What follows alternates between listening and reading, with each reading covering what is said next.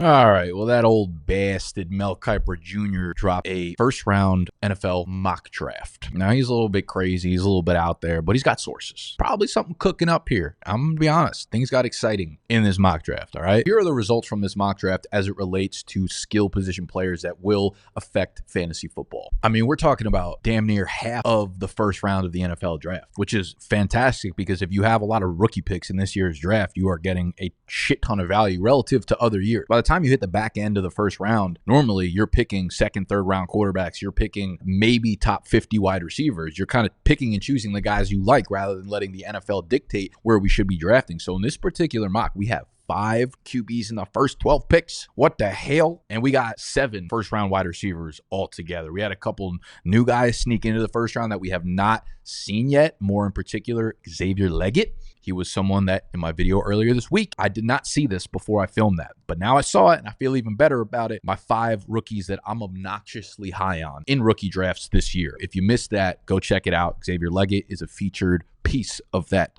film. So let's run through the picks real quick. You could see on the screen right now, if you're listening via podcast, obviously we are a video first type of channel. So make sure you're subscribed here as well if you enjoy the video. My name's Nick. This is BDGE. And we had Caleb Williams, no surprise, goes off the board, number 1 to Chicago. Jaden Daniels, number 2 to Washington. Drake May, number 3 to New England. Marvin Harrison, number 4 to Arizona.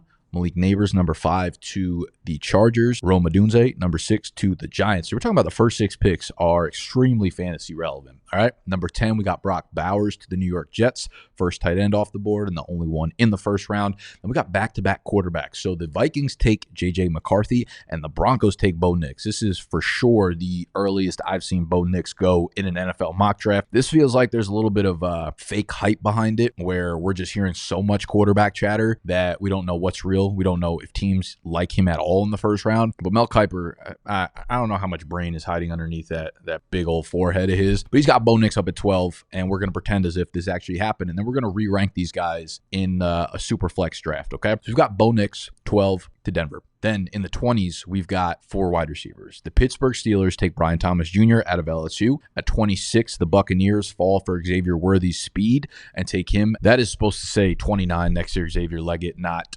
39. So apologies for that. He is in the first round. The Detroit Lions take Xavier Leggett from South Carolina, the big body, 6'1", 220 type beat receiver who ran at 4'3" something. 4'3" something. He's really fucking fast and really, really, really big and really athletic and a sick wide receiver. This is the first time I've seen him sneak into the first round, but we love to see it. And then my GOAT, Adonai Mitchell, sneaks in the last pick of the first round to Kansas City Chiefs Super Bowl team. You give Patrick Mahomes a weapon like Adonai Mitchell, and it's tough because like I want to rank him unbelievably high, but it's like how high can we go when we have all these first round quarterbacks, top 12 quarterbacks, top 10 wide receivers, and we've got to draft accordingly. We can't get out of control here. So if I had to re-rank these players now based on this first round mock draft and I was picking in a super flex draft, Caleb's going to be my 1. He's going to be my 101 regardless of what happens in the draft. Like Kansas City can go trade up to the number 2 pick and take Marvin Harrison or Malik Neighbors, and Caleb Williams is still going to be my 101.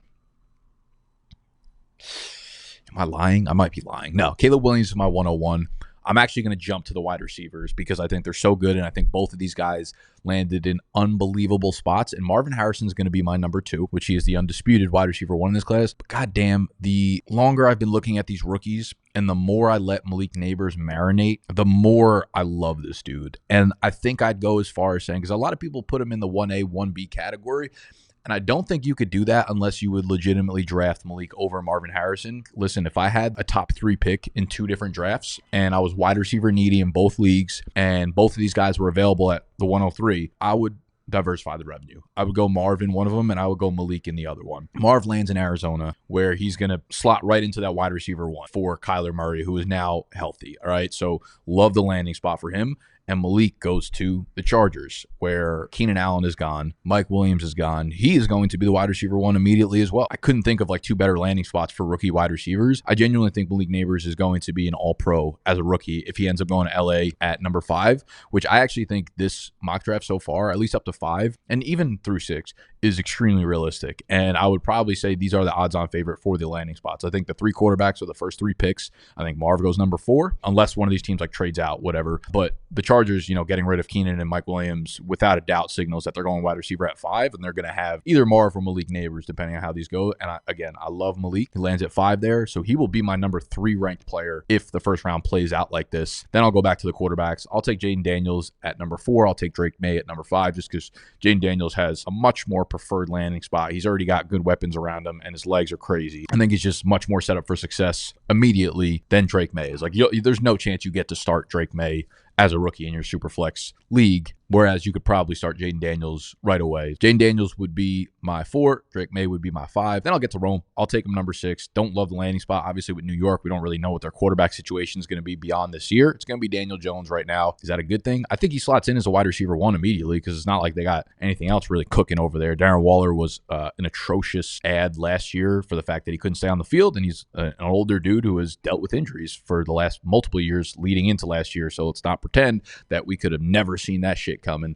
They got Jalen Hyatt, who's kind of cool. They got Wan'Dale Robinson, who's kind of cool. They've got like some underwhelming cool pieces there, but Rome would step into like 120 target role pretty much off the rip. His situation is about 1,000 times worse than Malik and Marvin Harrison. So he would still be my 6, but I would jump to JJ McCarthy. This is where, listen, I get it, Brock Bowers, generational, whatever, give you positional advantage.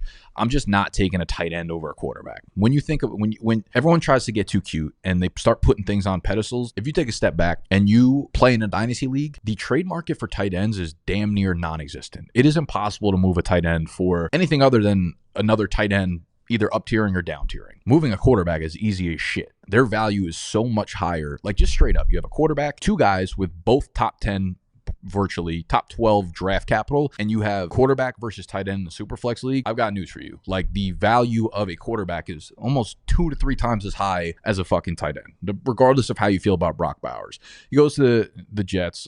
Is Aaron Rodgers going to be good? I don't really know. He's old as shit. He's probably got 1 year, 2 max if he wants to go crazy with it. Then what? But I'll take JJ McCarthy, who now goes into a Justin Jefferson-led offense. And again, the QB versus tight end, just like market value, I think you're just getting too cute if you go with Brock Bowers over JJ McCarthy. You could probably make the same case with Bo Nix. I just have such a hard time believing he actually goes as the top 12 quarterback. He's also going to Denver, where I don't know what the situation is going to be there, but it is the style of player that Sean Payton looks for. So I would go McCarthy 7. And then despite what I'm yapping about, I would go with Brock Bowers at 8, just because Bo Nix is a dude that, like, very much on the fence about. I don't really know if he has a ceiling in the NFL. I don't know if he has any sort of fantasy ceiling in the NFL. He might be a dude that gets you like 16, 17 points per game once he gets like settled and acquainted into the NFL. If he goes top 12, I think there's a good chance I probably take him over Brock Bowers. Brock Bowers goes 10 to the New York Jets, because that first round quarterback is just so tough to trade for after rookie drafts. It is so hard to get starting quarterbacks in Superflex Dynasty League. So McCarthy 7. I think I'd go Bo Nix probably 8. Brock Bowers, we can grab him at 9. Adonai Mitchell is going to be my 10. Adonai Mitchell is going to be the first wide receiver of that group of guys that I take. Adonai was one of those dudes, also along with Leggett, that was in my 5 guys I'm obnoxiously high on. You give him Patrick Mahomes. His numbers didn't show at Texas, but everything on his film absolutely screamed in my face. And Quinn Ewers killed him. Quinn Ewers was just straight garbage throwing him the ball. Mahomes is quite literally the opposite of that. So Adonai going to KC, first round draft capital, fucking say less. Don't care that you think Brian Thomas is better than him. Might be the case, might not be the case. He will be my next pick. He will be obviously 11. When Pittsburgh drafts wide receivers, we have to give them the benefit of the doubt at this point. Them motherfuckers rarely miss, especially if it's in the first 2 to 3 rounds. Brian Thomas comes in. Deontay Johnson is out. Deontay Johnson was a dude who got 130, 140, 150 targets year over year over year over year. They also bring in Russ, and Brian Thomas is kind of like a DK Metcalf type, right? He's a bigger receiver, really long strides, can win downfield very fucking fast. Like the landing spot a lot. Pair him up with George Pickens, and you might have something cooking there in Pittsburgh. He will be the number 11 pick for me. We move to the 2 Xaviers. Now, I already had Xavier Leggett above Xavier Worthy in my rankings. I've had that for a couple weeks now. I have not seen him go in the first round before this one, but he lands in Detroit. Interesting fit. It feels a little bit redundant with Jameson Williams, to be quite honest with you. Obviously, they have Amon-Ra. I think they clearly see that they need another perimeter wide receiver who could be a possession guy. So this is a cool fit. And Detroit's offense is obviously really good, so I don't want to overthink that. You got Xavier Worthy, who's got the speed, but they still have Mike Evans. They still have Chris Godwin. So he's like field stretcher, and I feel like they've tried to add this piece, whether it's like Trey Palmer or like whoever it is, to really, really stretch the field. Over the last few years,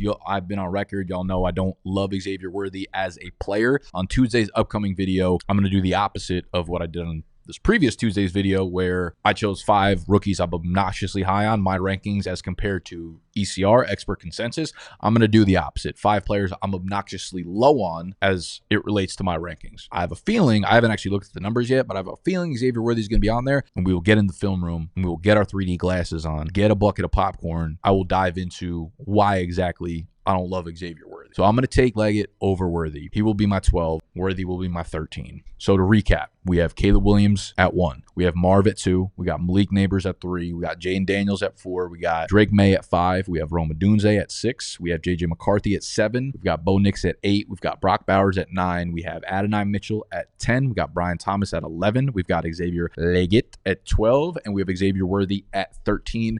If this were to play out in a sincere manner, such as Mel Kiper Jr. has presented us with. That's all I got for you today. This was a little bonus video that I just saw it drop, and I said, hey, let's yap a little bit. So if you enjoyed the video, make sure you subscribe to the channel because we're doing all rookie and dynasty analysis on this channel all off season. Hit the button that looks like this, and I will see you when I sees you.